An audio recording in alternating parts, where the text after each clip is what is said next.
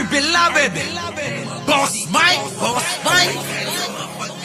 Cervera.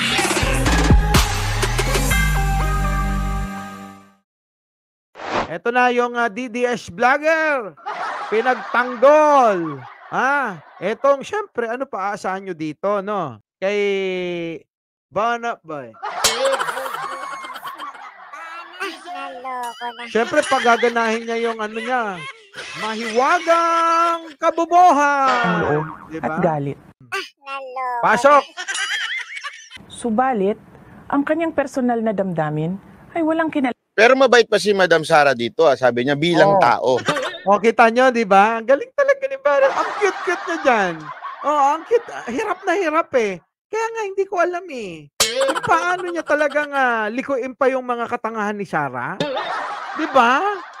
Hindi, alam mo, malaman yun yung bilang tao. Malaman daw yun bilang tao. Wala ngang kalaman-laman yung sinabi. Naloko na.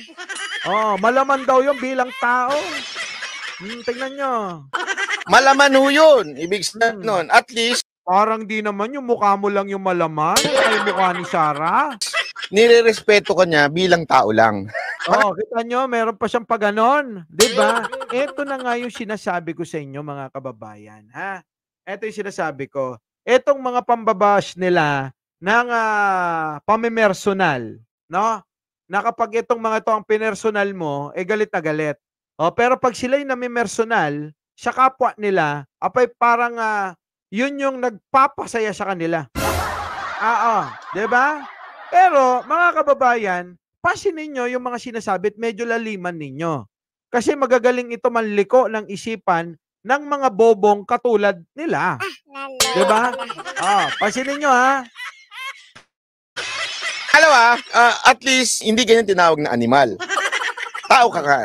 Yun. Tingnan nyo. Hindi ka raw tinawag na animal. Anong logic doon? Anong dating nun? Pang ano yun eh. Alam mo yun? Pang kanto, yung tambay doon sa kanto, ganun lang ang mga balat eh. Diba? Walang dating. Yung mga pangbalat na nagsagutan doon sa kanto, diba?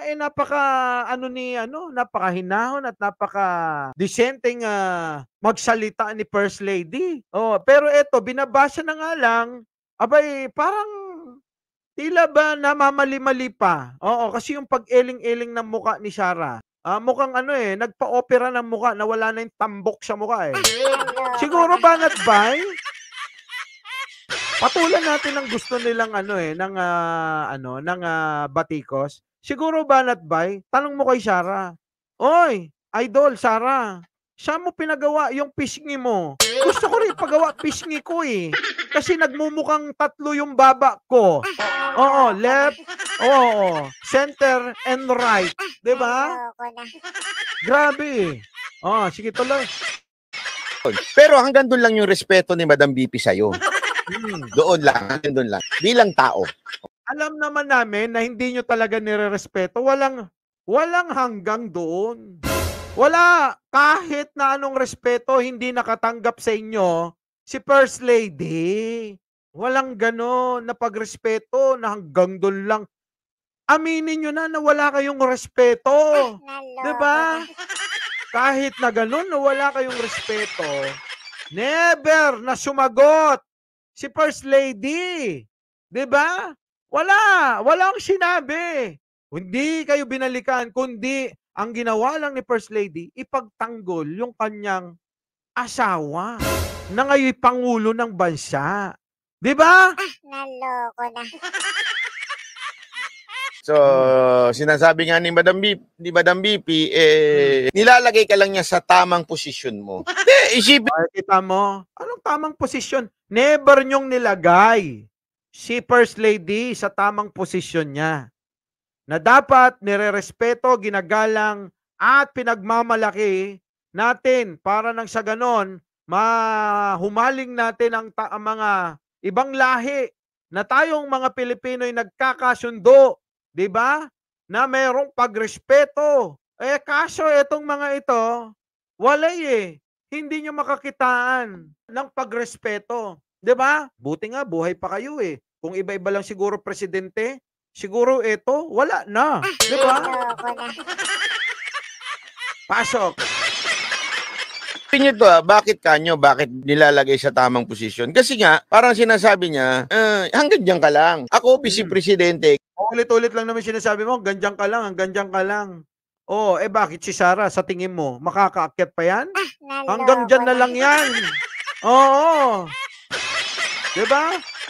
ko, o ikaw nga, asawa ka, pero wala kang katungkulan. Hindi ikaw ang binoto ng taong bayan. So, Wala naman din sinasabing meron siyang katungkulan at wala naman din siya sinasabing meron siyang ano. Yun ay naayon lang siya pagkaka-interview sa kanya at sinabi niya kung ano yung damdamin niya.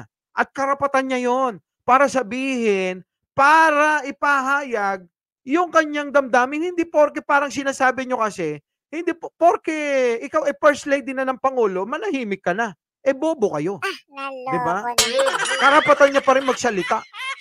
Kung ano yung gusto niyang sabihin, lalong-lalo na kapag may mga nagtatanong. 'Di ba? At karapatan niya ring mamili kung ano lang yung gusto niyang sagutin. Oh, 'di ba? Naloko na. huwag ka masyadong maraming hanash. Bilang tao, 'Di ba? Binabatikos nila. Alam niyo sa totoo lang, sakit na sakit sila. Yung palang na binitawang salita ni First Lady, mga kababayan, sakit na sakit. Oo, na itong mga ito. Kasi kung hindi kayo nasasaktan sa simpleng mga binitawang salita ni Madam First Lady, abay, wala na kayong sasabihin. Naloko. Pero hindi. Oh, 'di ba? Ganun 'yon, yung mga apektadong tao, 'di ba? Naloko na. respeto ka niya. Gandun ka lang, tao lang, ha? O, para tayo, pare-pareho tayo, tao. Ganun. Yung iba, tae. Yung mga tanso, tae ang mga yan, eh. O, di ba? Yung mga unitae, yung mga sumali sa unit team, unitae ang mga yan. Oh, unitae daw. Sabihan mo si Sarah. Oy, Sarah, unitae ka pala eh. Sumama ka eh, di ba? Di ba? Si Maharlika tae, di ba? Naloko Sino na. pa? Si mga kaibigan natin. Yung mga kaibigan natin, no? Tingnan nyo, ganyang kabobo ito, hindi niya iniisip yung kinakampihan niya, nababanatan niya na pala. Masama silang parang tayo doon, nagsiksikan. O, di ba, mga unitae. O, tuloy natin, ha? O. Sige, tuloy. Pasok. Laman sa aking mandato bilang isang opisyal ng pamahalaan. Oh, wala daw kinalaman sa kanyang mandato. Sa mandaling salita, masyadong mababaw. Yun ang ano, bira. Ang babaw ng ano mo, Banat Bay, ang baba ng ano mo, ng mga atake mo. Oo. Ang babaw. Oh, eto. Naloko na. Malupit na Banat. Oh. Makinig ka, ha? Hoy, makinig kayo dyan yung mga basher nating mga mahihina din ng ulo. Manang-mana kay Banat Bay. Eto, ang matalinong Banat, ha? Pasok! Din naman siya Mm. na ipahinto ang pambabastos sa Mm. Pangulo. Correct! Oh, di ba? May obligasyon si BP Sara, na ipahinto ang pambabastos lalong-lalo na sa mga kaalyado niya at pamilya niya. Naloko na. Narinig nyo ba yan kay kay Tatlong Baba? Abay, hindi nyo marinig kay Tatlong Baba yan na si Banat Bay. Ano?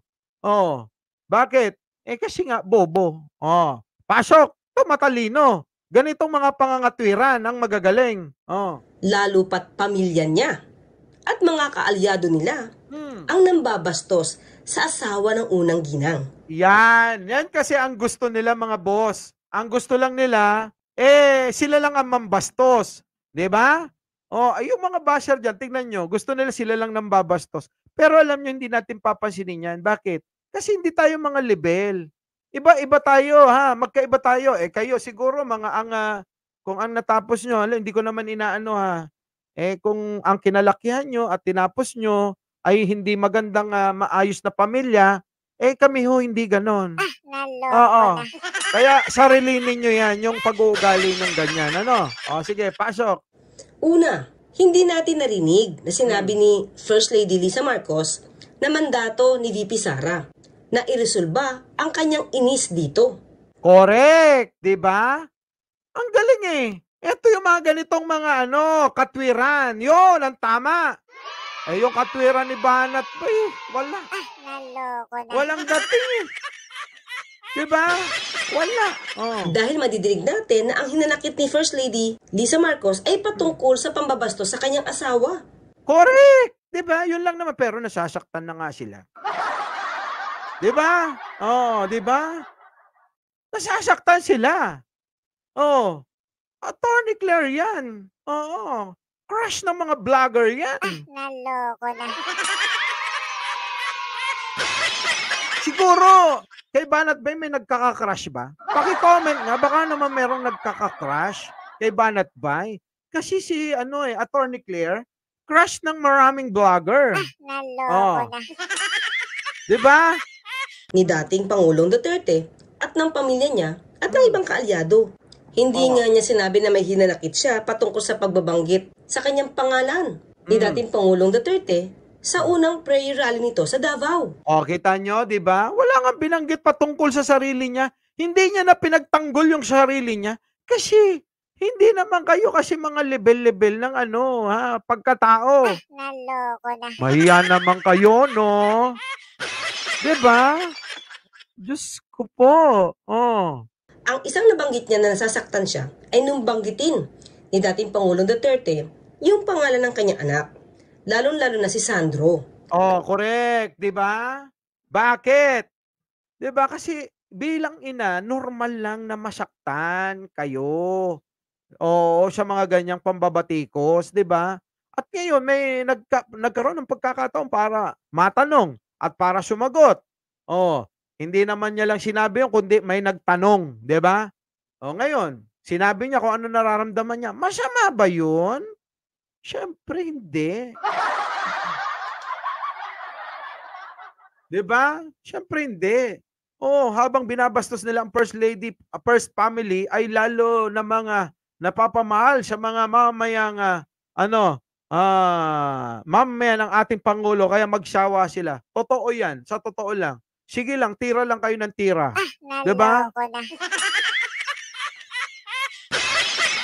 Dami nilang kuda tungkol sa Presidente at First Lady pero di sila pinapansin ngayon. Minsan lang nagsalita ang First Lady, apektado sila.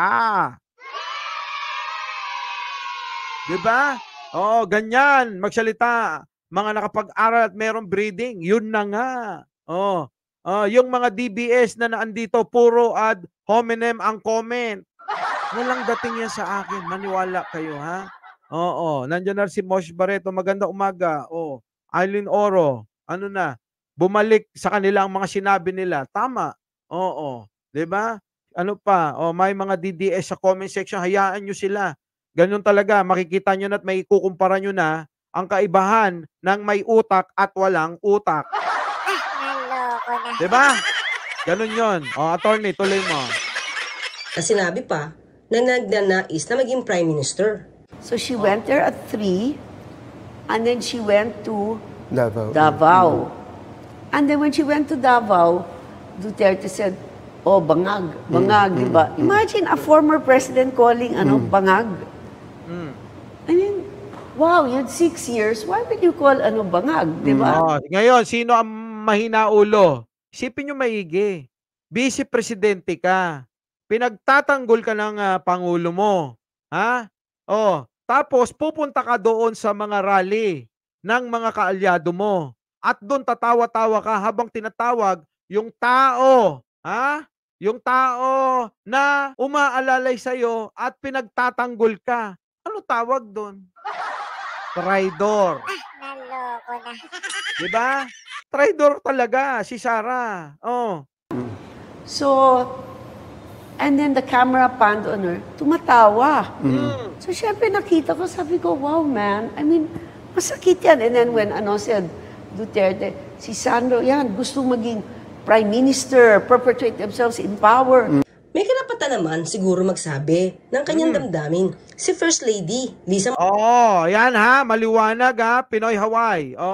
May karapatan naman ng Pangulo. Tama naman si attorney dito, may karapatan din ng First Lady na sabihin kung ano yung nararamdaman niya, karapatan niya yon. So, itong mga bobong mga tanga na tulad nito, ito. Oh, Masya- yan. Itong tatlong baba. Itong tatlong baba na ito, parang wala kang karapatan. At ito pang isa.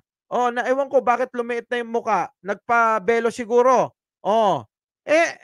Kita nyo, parang tinatanggalan nila ng karapatan itong ating First Lady. Itong nuklukan ng tangat bobong tatlong baba. Oh. Subalit, ang kanyang personal na damdamin ay walang Pero mabait pa si Madam. Oh, kita mo, hindi yan ang tamang sagot. Ito. Tumatawa. So, syempre nakita ko, sabi ko, wow, man. I mean, masakit yan. And then when, said Duterte, si Sandro, yan, gusto maging Prime Minister, perpetuate themselves in power. May karapatan naman siguro magsabi ng kanyang damdamin si First Lady Lisa Marcos. Pero hindi naman natin nadinig na sinabi niya na dapat siyang igalang ni VP Sara. Pero Correct. Bakit? Sinabi ba ni First Lady na igalang siya? Walang ganon. Sinabi niya lang yung karapatan niya magsalita din ng kanyang saloobin. Ganda-ganda na sinasabi ni First Lady dito eh. sabi nga natin, obligasyon niya namang igalang ang Pangulo, kumilos bilang isang alter ego nito. Pero sa dinami-dami ng mga sinabi ng iyong pamilya at sa paghihikayat na mag-resign ito si PBBM bilang VP at Secretary ng DepEd, hindi ba obligasyon mong ipahinto ito? Correct. Binanggit ba dito? Neto? Tingnan nyo mga banat ng kabobohan neto, ha? Sabi niya bilang tao. Hindi, alam mo, malaman yun, ha? Yung bilang tao. Malaman ho yun. Anong malaman? Wala nga ang laman ng utak nyong dalawa eh. Diba? Ang sinasabi ni First Lady, ha? At ni Attorney Claire, sa kanyang reaksyon, abay bilang bilang isang vice presidente, nakawanik ka pa ng kasama ka sa gabinete ng Pangulo ng administrasyon na to, maano man lang, Sara.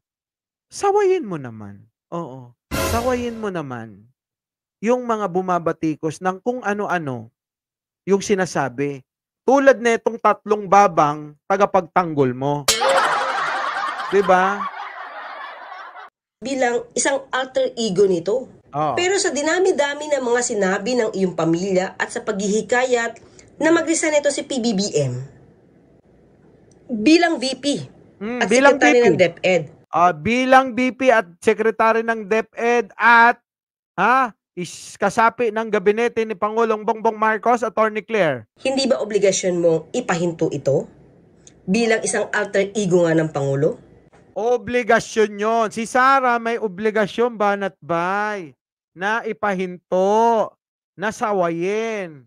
Pero kayo, parang tuwang-tuwa pa kayo sa ginagawa ni Sara na pagka walang respeto at walang delikadesa ang vice presidente. Naloko na.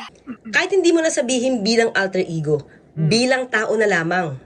Pero nananatili kang no comment pagdating dito.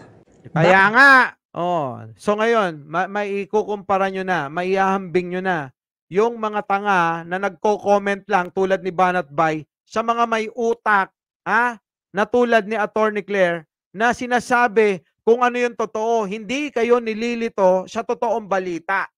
'Di ba? Hindi kayo nililito sa tamang dapat na maging attitude, pag-uugali at dapat na kinikilos gawin ng isang mamumuno ng bansa natin. 'Di ba? Ganun 'yon. Mike Sherbera po, laging nagpapaalalang mahalin natin ang ating kapwa, ipagdasal natin lagi ang ating bansa. Magandang umaga, magandang hapon at magandang gabi. Siya ang mandako ng mundo, naroon kayo. Siyempre, magandang buhay na rin para sa ating lahat. Our beloved Boss Mike.